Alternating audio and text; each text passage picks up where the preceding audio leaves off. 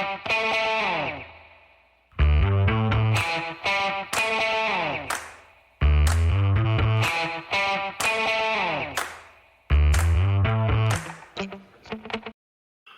folks. Welcome to another episode of Film Study. This is Ken McCusick.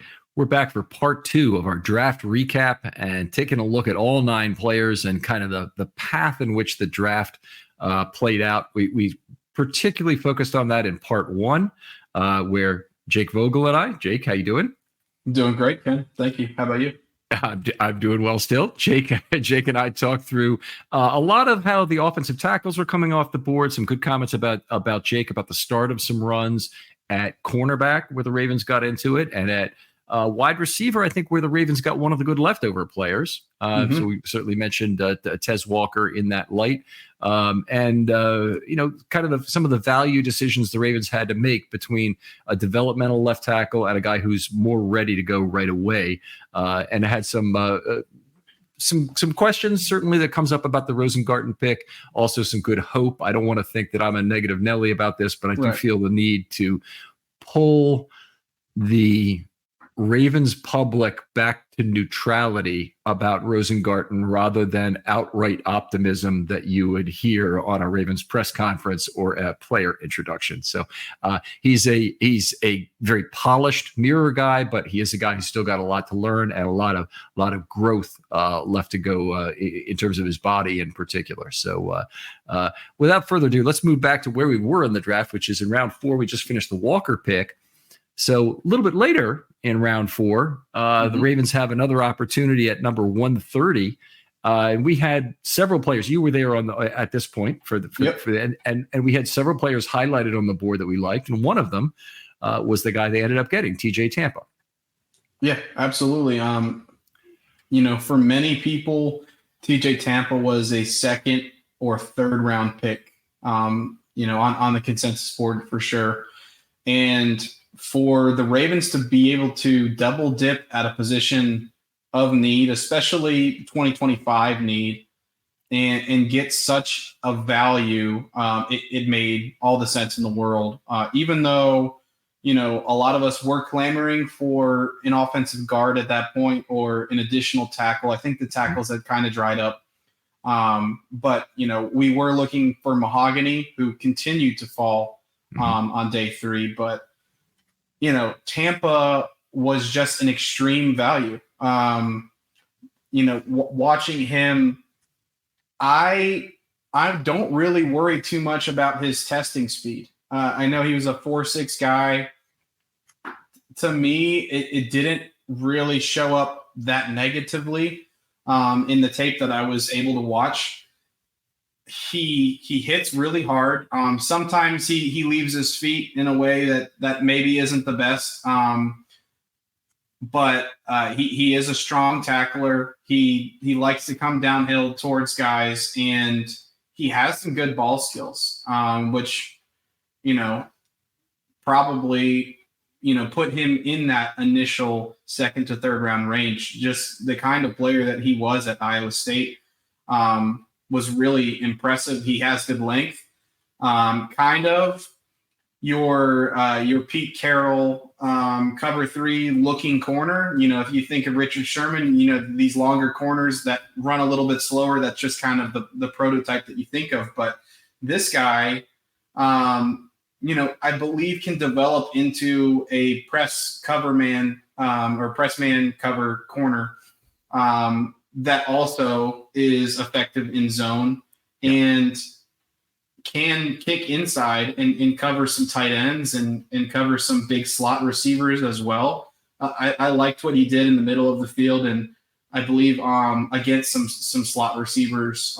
So I think he's a really solid player that's going to hopefully get some reps, something that Ken and I talked about on the day 3 show was, getting him involved in his rookie season. I don't remember the exact number of snaps you were talking about for the season, but well over 100 coverage snaps, and that could be due to blowouts. Hopefully that the Ravens are are winning games. And then works for me. Obviously the unfortunate thing could be injury where he would come in, but it would be really good to kind of get him integrated, see what you have at the position, and then evaluate the future for Marlon Humphrey and the future for Brandon Stephens. And also at that point, you would have an idea about Nate Wiggins. Yeah, could completely agree. And that's some good stuff there. So let's start with the franchise building component of that. So you've got Brandon Stephens, who will be entering year 4. So far, they have not gotten a contract to extend him early. Now, this would be the time to extend him early, probably not after his 4th season. They could do it during the 4th year, but sure. Really now would be the time to get the best divisible benefit off the table, like they just did with Bateman. You know, it kind of makes sense in the same way. Now, Bateman, they had to make a decision on a 5th-year option that helped both sides to get to a point where they could reach a deal early. In the case of Stephens, you've got a good player entering year 4 who may be saying, "I really want to test free agency and see how much I can get. I got one big payoff lifetime. This is it, and I want to maximize that." I wouldn't disparage him for that in any way, but the Ravens will benefit if there's stand to benefit if there's divisible benefit on the table, that they can give the player more security and get that at a lower cost. So Tampa provides the backup. They now have, I think, 4 very solid corners for this year. A position of weakness, much as it was going last year, should be a real position of strength. The other thing, they really needed to get younger. And obviously, Stephens and Humphrey are aging up, particularly not just on an age scale, because Stephens still isn't that old. Humphrey's older, but they're aging up in terms of they're being paid market value for their services, whereas Pepe and JAD aren't in a bad spot for that right now, except they don't look like they're going to be NFL players. So in my case, I would not expect to get anything out of either of those players at this point. I know I've heard various responses from people like Pepe, who like Pepe or who like JAD. But honestly, JAD's ability to find the football is nothing like what Tampa's is right now. Tampa's a very good in-phase guy. And what I liked about him, I think will make him better than his speed, is I think not only does he press, because you want to do that as a bigger cornerback, and he's not a huge cornerback in terms of weight, but he has the good length for it. Excuse me. But when he does run in phase with a receiver, he's a very good hand fighter. And there's 2 things that can lead to. It can lead to cutting off space at the sideline effectively, but just distracting that receiver costs him speed. So even if he's running next to a Tez Walker, who's 0.2 of a second faster on the 40, Walker's not necessarily going to outrace him easily, because he's going to constantly have to deal with this. Get off of my arm, get off of my arm, get off of my arm. It's that he'll be there. And that just goes on down the road. That's also something that cornerbacks use, is keeping their hand on the receiver when in phase, to look back and to give themselves a chance to look back and find the football. And Tampa's ball skills would tell you that he's a good guy doing that. And you can also see it on tape if you want to. His metrics in 2023, absolutely outstanding. Not quite as good as Wiggins, but still great. 4.9 yards per target, and a 54.8 opposing passer rating. It's the 24th best. Wiggins was the 10th best. So that's a couple pretty freaking great corners. And 4.3 and 4.9 yards per target would have both been in the top 5 in the entire NFL this last season. So that's pretty fantastic. Actually, would have both been in the top 5, because Ronald Darby was 5 point something. Fantastic numbers on Tampa, as well as Wiggins, and to get him in the 4th round was pretty special. All of this is on paper. Just like Eric DaCosta said in his recap press conference, there are going to be players in this draft that aren't as good as they believe, but there are also going to be players that are better than they expected. And I that's a pretty obvious kind of statement. But when you think about it, it's very true as well. Tampa has the chance to be even better, or I don't want to bash another fourth round player. I like him still. But Tylan Wallace was a wide receiver that I really liked. A lot of Ravens fans thought was extreme value getting him in the fourth round a number of years ago. And, to this point, hasn't done much except, helped secure a win last year against the Rams on a punt return. Mm-hmm. And he's been a valuable special teamer other than that. I do have higher hopes for TJ Tampa than what Tylan Wallace has been to this point of his career in their different positions. But I just kind of want to set that bar of this is a fourth rounder we're talking about. And when players fall that far, there has to be some sort of reason for it. But all that being said, I am optimistic, just like I have been in previous seasons, about guys that we get that are extreme values on the consensus board. Yeah, consensus number 50 pick, and the Ravens get him at 130. It doesn't get a whole lot better than that. I'm not aware of a medical with Tampa. Now, it doesn't mean there's not one. I think there was something with Wiggins, by the way, about a flexor strain that occurred might have been at the combine, might have been at a pro day. I'm not sure which, but that did happen, and apparently he felt some pain. So hopefully nothing comes of that. But in Tampa's case, Anthony Averett might be a reasonable comp for him, also a fourth round draft pick. And in terms of playing time, Anthony Averett got like 65 snaps as a rookie, and I think 200 in his second year. And those are rough numbers. And they weren't coverage snaps. That's total snaps. That's not a terrible developmental track, but I'd like Tampa to be 50% ahead of that for both years. I'd like him to get like 100, 300 would be kind of like a minimum I'd like to see from him. And with Stevens in year 4, who knows? I mean, he could be playing over 300 snaps very easily in 2025. Oh, yeah, completely agree. Stevens was practically a full-time every single snap starter this past year. In year 3, yeah. Yeah. So I mean, I think the same track would be awesome for a guy like TJ Tampa. That would be great.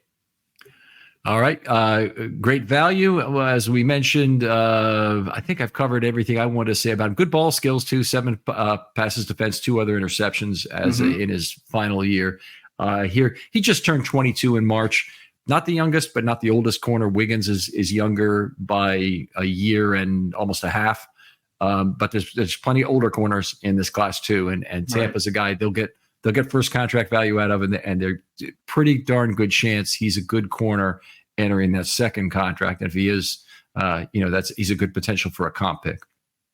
Yeah, absolutely. So I guess moving on to the next guy, we are going into the 5th round. And that is where the Ravens took running back Rasheen Ali, I believe, running back out of Marshall. At that point of the draft, I was higher on some other running backs. But there were a number of Ravens talk about fans. Which other running backs you wanted. I had some other players I wanted at other positions, but which other running backs would you rather have had at that point? Oh, man. So somebody that I did like a lot went undrafted. I kept on mentioning him, Blake Watson. I didn't quite realize his age, and I think that's a big reason why he went undrafted. He's already 24, I believe. That shouldn't be the biggest detractor for a running back on day 3, because you're really only getting one contract out of these guys. But undrafted. So what do I know? Maybe he's not going to be anything. He went to Denver, but Kamani Vidal, I liked a good bit. Garendo had already gone to San Francisco, who you and I both really did like. Really liked him. I'm trying to think. I know there's Tracy, I believe. Tyrone Tracy out of Purdue was still available. And I want to say one other guy. Dylan Labe Labe, the receiver, the receiving back out of New Hampshire. What is it? New Hampshire, and Jaden Sheridan out of Monmouth. All of those guys I was pretty interested in. But Rasheen Ali is a very good player. He was fantastic in 2021. His largest detractors, though, have been his fumbling issues. So he had some serious fumbling issues, I think like 6, and that might not be career. That might be in a single season that he had. But he was extremely productive at Marshall. Racking up the rushing yards and touchdowns. He's a good receiving back as well, and he also offers pass protection skills, which is rare. So I believe the Ravens see him as an all-around back. I thought that his strength through contact was really good. He kind of reminds me, if we're going to do a Ravens comp, of a Gus Edwards type player with a lot more juice coming out of college. Now, I don't remember a ton about Edwards from Rutgers, but just the pure speed that you can find in his film is definitely different than what you saw from Gus Edwards. However, the strength to push the pile and fall forward on runs is similar with Ali as it was with Edwards in his NFL career with the Ravens. So he is kind of a power back, but he has some real juice. And another player that's similar to that is who the Ravens just brought in, Derrick Henry. So I do really like what I have seen from Rasheen Ali, and there are plenty of people that were much higher on him going into the draft. So, okay. Yeah. So I've got probably a few differences of opinion on Ali. That's a very positive take on him, but I'll go through my brief things on him. So 5.5 yards per carry at Marshall. Start with that. That's good. There is a question about context, of course, in terms of where he's coming from and just how much better they were than the rest of their league. One cut runner who fits a stylistic need. So if you had Mitchell back and you have Henry, you have your power and your speed guys taken care of, and having a one-cut zone runner. You don't want to give away what the play is by the back who's in the game. So you got to be able to kind of do a little bit of everything. You got to be able to run between the tackles and be a bouncy guy. But I think as a one-cut runner, it's another stylistic value that the Ravens can gain from. 589 career touches is moderately high tread wear now. So, fifth round player, no problem. One contract player, you're not going to get anything from him on that second contract. If you do sign him, it's probably going to be a very limited 1 or 2 year deal to try and squeeze out another couple of years. But he's not Ray Rice, where you're going to end up paying him a lot of money probably after the first contract, and it's not going to get your comp pick by going somewhere else. So he's a one contract player, and that's what most running backs honestly now should be in the NFL. Right. So if they're watching, how wear works on these guys. Significant shortcomings. He had a very poor Yakko year in 2023 at 2.5 yards per carry, 2.55. He was much better in 21 and 22 when he was at about 3.6 yards. Mm-hmm. Somewhere in between those two numbers is probably the truth. And for him to be a lot of value, it's got to be closer to that 3.6. Edwards was a guy who was significantly higher than that in his career with the Ravens. Not significantly higher than 3.6, but towards that end of end of the scale. He had 27 catches, but only 5.4 yards per target as a receiver. So he wasn't particularly elusive. Sometimes you get that with a back who's less confident. Catching the football takes more time to get turned around and readjust to the field quickly. A lot of dump offs, obviously, a lot of red yards probably in terms of yak there. But and that's not a bad thing. I'm just saying he wasn't used on a ton of wheel routes. I did see one on tape for him where he's used on a wheel route, but I didn't see a lot of it for sure. He was not a good pass blocker, and it was against lesser competition in the Sun Belt. That really worries me. Now, Justice Hill learned in a lot of ways how to be a good pass blocker at the NFL level, and I'm hopeful that the Ravens can teach him how to do that. There's other guys you just can't teach him how to do it. I mean, Keaton Mitchell's too small to be an effective pass blocker. So the Ravens, they have Henry, who's a terrific pass blocker. He uses his size very well. They had Edwards, who was a pretty bad pass blocker, despite really good size. So you could be on opposite ends of the scale, the Hill being a really good pass blocker with smaller size and Edwards being a bad pass blocker and bigger is an odd kind of mix. But you want guys who are good at both so you can play them on obvious passing downs.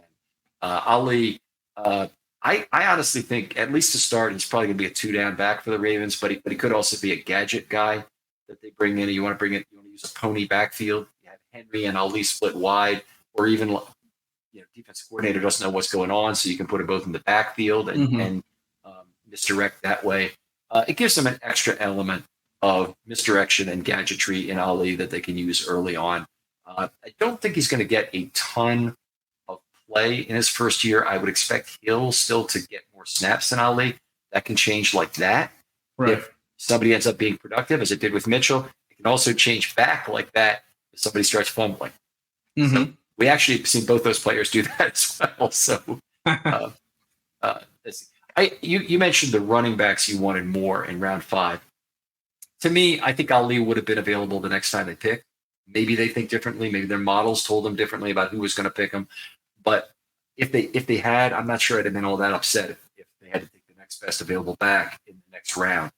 But the 4 guys who I wanted more at 165 were Javon Solomon of Troy, who was still available, an edge. It would have been a second edge, so you have that to consider. Keaton Oladapo, the safety from Oregon State, I think he fit more into the cover 2 mold. At this point, we're out of a lot of the guys who would have been decent cover 2 guys, but he would have been the one guy who might have stretched it with the split field responsibility. I would have loved to get a guard there. There are 2 available. My consolation prize would have been Trevor Keegan from Michigan, who he's just outside of my honorable mention level of guard, about 11 or 12, I forget which on my list. But Christian Mahogany, obviously injury flags existed. We don't know exactly how serious they are, but he got passed up round after round after round since, maybe somewhere between round 2 and 3, we expected him to get taken, and he's still there in the 5th round. I think, when you're as far behind the 8 ball as the Ravens are on the offensive line right now, that would have been probably a good place to take a chance on the guard. And there might be some people tell you the Ravens didn't have the spot for an extra guard on their team. I don't think anybody's position. There's not players who are so good that you can't knock them off the team. In particular, when you talk about players like Salah, they've lost a number of other interior guys. The Mustapher got signed away. And obviously they lost Zeitler and they lost Simpson. Yeah.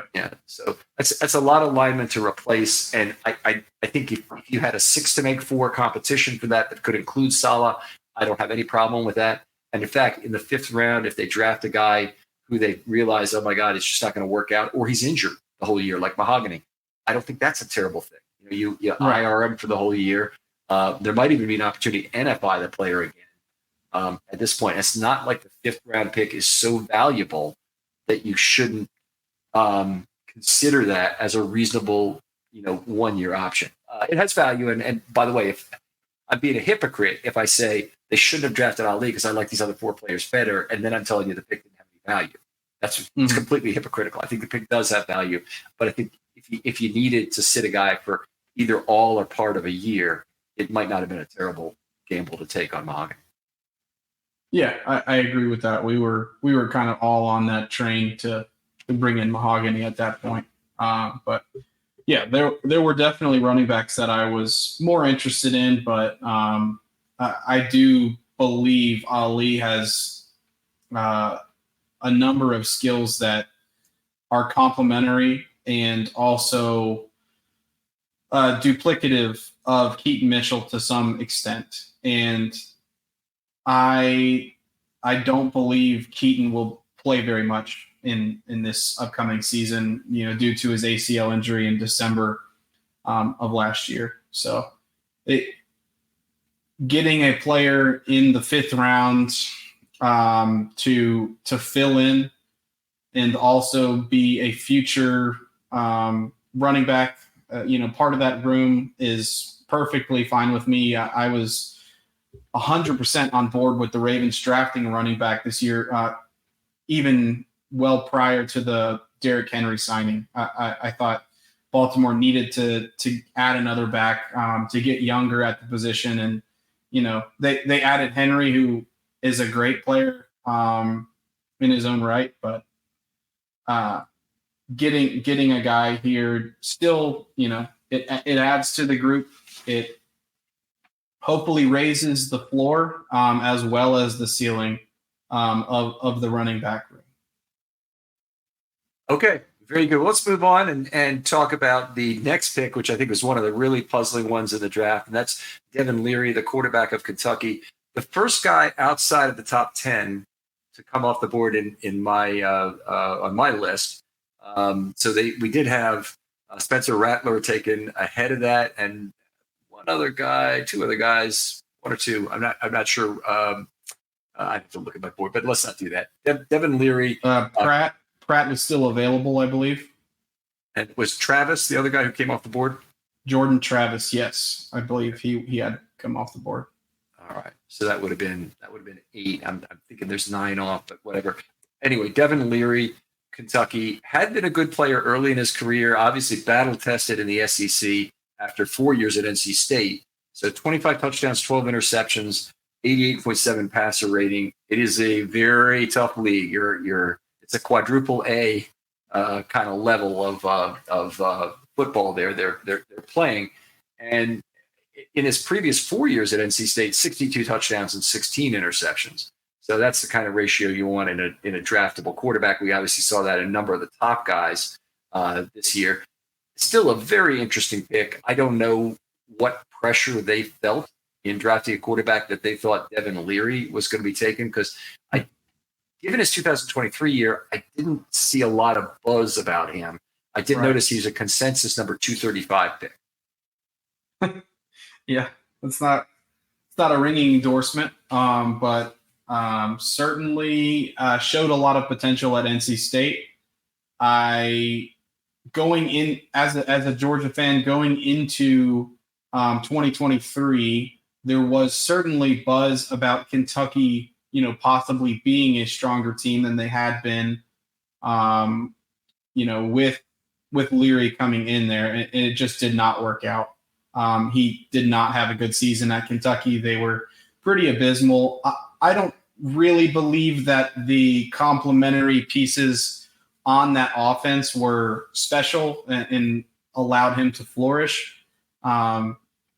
Kentucky probably has fallen down the totem pole a little bit in how well they have recruited and perhaps coached in the SEC in that competition with the SEC East teams like Georgia and Tennessee and Florida and the likes. So I think the Ravens really just wanted to add another able-bodied passer to their quarterback room. And from the accounts of John Harbaugh and Eric DeCosta, he's not even in competition to be QB2, which is a little odd that you would draft somebody, in that range to not have a chance. But, anything could happen. Maybe he has a chance. But Josh Johnson is kind of in ink as quarterback 2 right now. And Leary is lined up to be a developmental quarterback as the QB3 as an older prospect in Baltimore. So it was a head scratcher. Not a lot of people were really happy about it, but he does show you, some real tools as a passer. I don't know really much else to say about the player other than he went downhill in 2023, but was better earlier in his college career. So I guess 2 things about that come to mind. The first is in terms of when the payoff has to occur for a player like this, he'll be, presumably he'll beat out Malik Cunningham for the 3rd QB job. If that does not happen and he gets relegated to the practice squad, he could very well be taken by somebody else who wants a 3rd QB, and then the draft pick is really a failure if that occurs. If he stays as the 3, then I'd say he needs to knock Josh Johnson out of the number 2 role by the beginning of 2025 at the latest. I'd actually be happy if it was sometime in 24, where they like what they see in practice, and all of a sudden they switch the 2 and the 3 quarterbacks. And Johnson is the guy who can only come in as the third quarterback under emergency circumstances and whatnot. And they think Leary is a guy. The other thing organizationally is something that Jordan Coe is the author of this thought originally, and I kind of like it as a thought, is if you have a backup quarterback under the nuclear scenario where Lamar Jackson goes down, you'd rather have a quarterback who gives you a very different look. And with Tyler Huntley, they have an accurate quarterback who probably is a little bit different, but there's still a lot of RPOs and still a lot of reliance on Huntley to run, which did not really work out. Not a particularly wiggly player, not a good leverage reader at all. And Leary is not going to be that at all. There's no pretense of him being that. He's a pure pocket passer. And the Ravens then become a team that's more difficult to scout because you haven't seen them with Leary before. So you don't have your normal advanced scouting process where maybe you look at the last 4 games. And if he's replacing Lamar Jackson, then you have to all of a sudden be concerned about a pocket passer instead of an RPO guy. I think it's harder to plan for what Jackson is, obviously, right. But at least it's a difference of look that you get. And Josh Johnson, I don't really feel like he's given the Ravens too much of that. He's different. I mean, he's not the runner that Jackson is, obviously. But I think that he doesn't give them enough different in terms of a look as a quarterback like Leary would. I think that's a positive. I could see how it would be a positive. And that's why I don't absolutely hate the pick. I just think that they probably would have had him at 228. And there was one guy I really wanted instead of him at that point. Did you have a guy you wanted? I mean, I believe Mahogany was still there. So if he was, definitely would have wanted him. And I'll have to look where Mahogany was drafted. But Trey Taylor of Air Force was drafted 223 by the Raider. And he would have really been a great asset to put on the back end. Not a guy I really studied going into this. And somebody clued me into the fact that on Twitter that he won the Jim Thorpe Award and he won it over Cooper DeJean. And, gives a good interview. The Ravens apparently interviewed him at some point during the process here. And I'm at a loss to understand why, with the incredible dearth of back-end safety talent the Ravens have right now, that they didn't take a chance on a player like that. And quarterback's an important position, and backup quarterback's an important position. But if Lamar is injured for more than 2 games, the season's in a lot of trouble no matter who you have. Yeah, I completely agree with that. So I really do like that idea as well.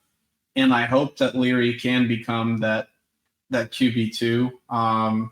If that can happen during the season, then I'll be much happier with the pick. But certainly he offers a different skill set than Lamar Jackson. And hopefully that would be a challenge for opposing teams if they had to face him in any sort of scenario. Hopefully it would be, the Ravens have won the division and they're about to play Pittsburgh in week 17, week 18, and, one of those situations again. But I think there's potential, but it was a little bit early to take a quarterback that I don't know how many people were super high on him. All right, wonderful. First of all, before we move on, is my mic volume okay right now? That's good. Okay, thanks. So we'll get to their first pick of the 7th round. They didn't have to wait too long. It was only 10 picks before they selected again at number 228 and took Nick Samak of Michigan State, who's a center. I think there's obviously hope that he could move out to guard, where he's a little smallish for that position at 6'4", 307. Obviously, we need to grow into that a little bit. Kind of a slow-footed guy at 5'25" on the 40. But I looked at it and I said, this is a guy who really reminds me of Bradley Bozeman a little bit, a guy who was not an athlete coming out of college. In fact, was there's certain players, this happens in baseball all the time, announcers seem to go out of their way to talk about how they don't have good speed, even when they're young players. So a guy like Cal Ripken, they went right after him right away. Brooks Robinson, I only saw him later in his career, and he was always talked about as being a very slow player. But when young players that they do that to, say, well, that's not a lot of speed on the bases right now, kind of thing. Bradley Bozeman, they did that to right out of school. And then they moved him to left guard and they made him an outstanding puller. So it may be that Samac is a guy who can do a lot of that and be coached up by Joe D. I do like the reports that I see, and here's the big one, that he makes reach blocks very well and has the ability to pull. The Ravens use a lot of very shallow angles on their zone blocking and counter plays, or counter plays really in particular. So let me talk about what I mean here. You vacate a spot. If you're the center and the guard and tackle vacate their spots, your responsibility is to get back and get that either defensive tackle or defensive end that's a gap away from you. I think of it as a reach block. It's really a cut off block where you're going backwards, not to the play side. The Ravens might run their play to that side, they might not, but it's a block you need to make by making a very low angle. Now, you can't go so low if zero is right at the line of scrimmage that you are running into the players who are pulling in the other direction. So you've got a footwork issue there. What's really important is economy of that first step. And that's something Joe D teaches extremely well. If you watch him teach offensive line play, he's a one rep at a time guy, and he really wants to make sure people are making that first step, not wasting motion initially. And that's why the Ravens have had in recent years centers who weren't losing ground and creating footwork issues. So I think Samac could be that guy in terms of a guy who is good on the backside of a counter play, or on any other time where there's a guard who pulls alone where he has to then fill space. So anyway, positive about that.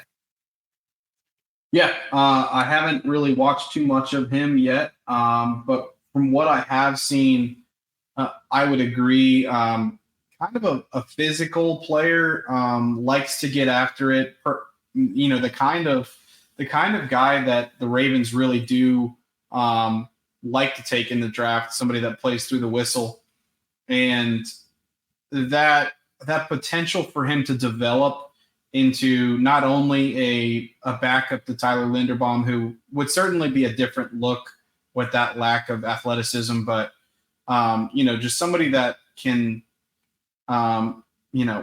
be a valuable asset snapping the football, somebody that hopefully we wouldn't have to worry about in exchanges with Lamar.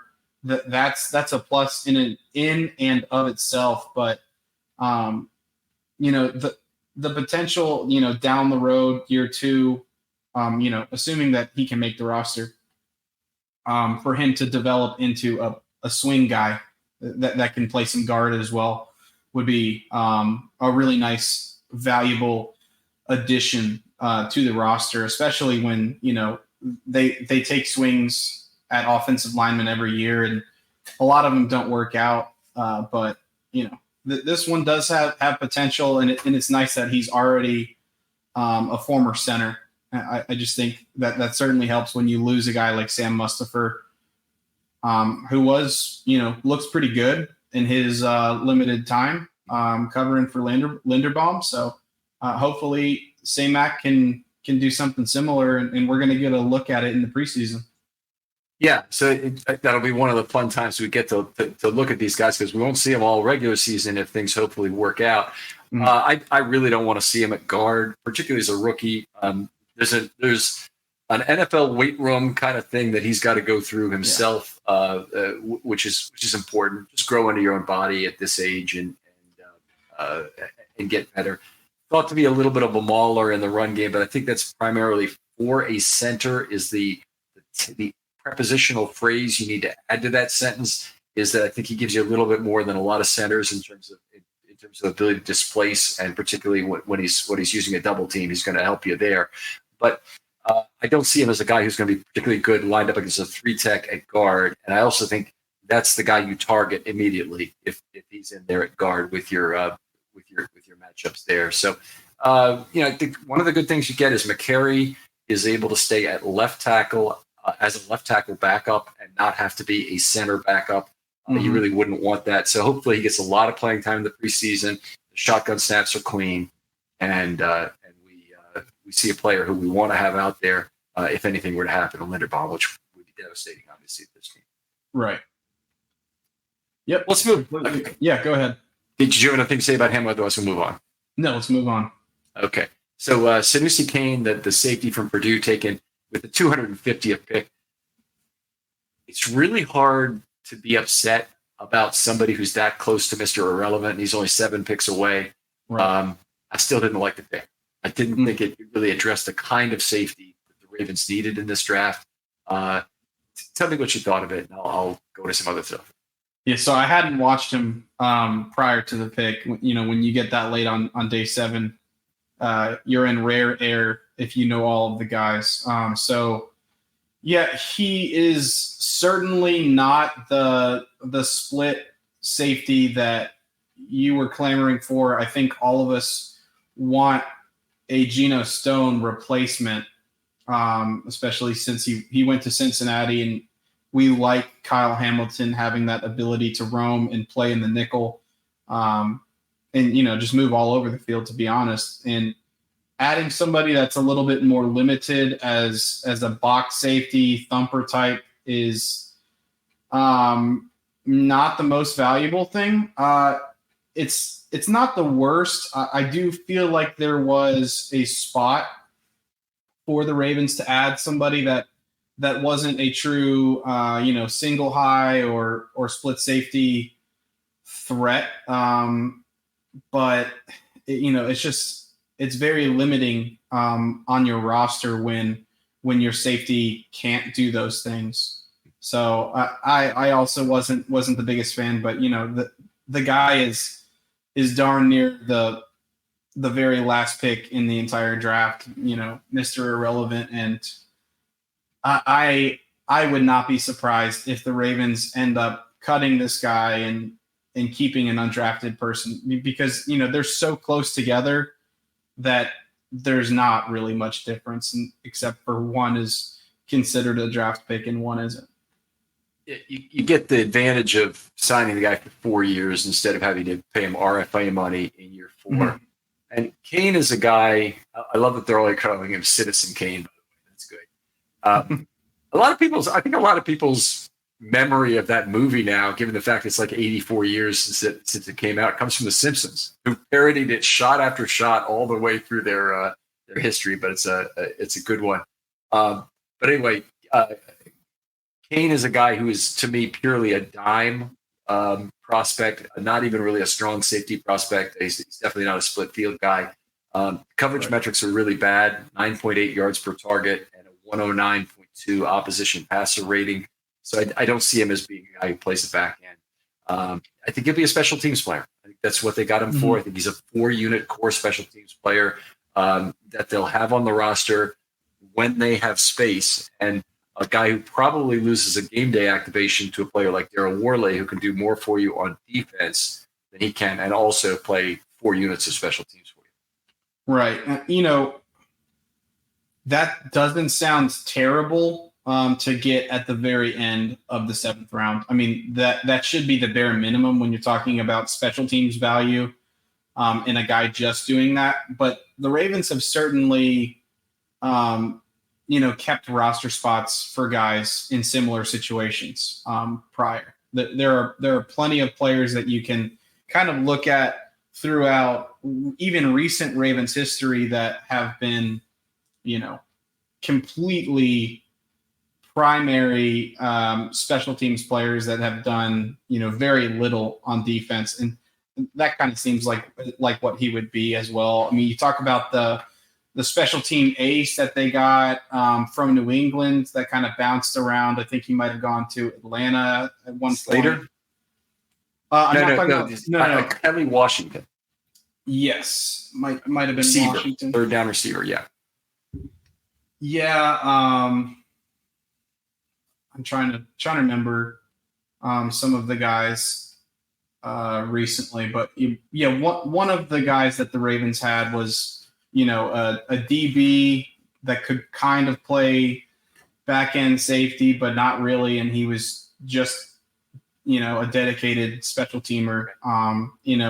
He was the guy in 2022, maybe, or 2021, where they had him for a portion of the year, and then Bethel. Yeah, Bethel. That was it.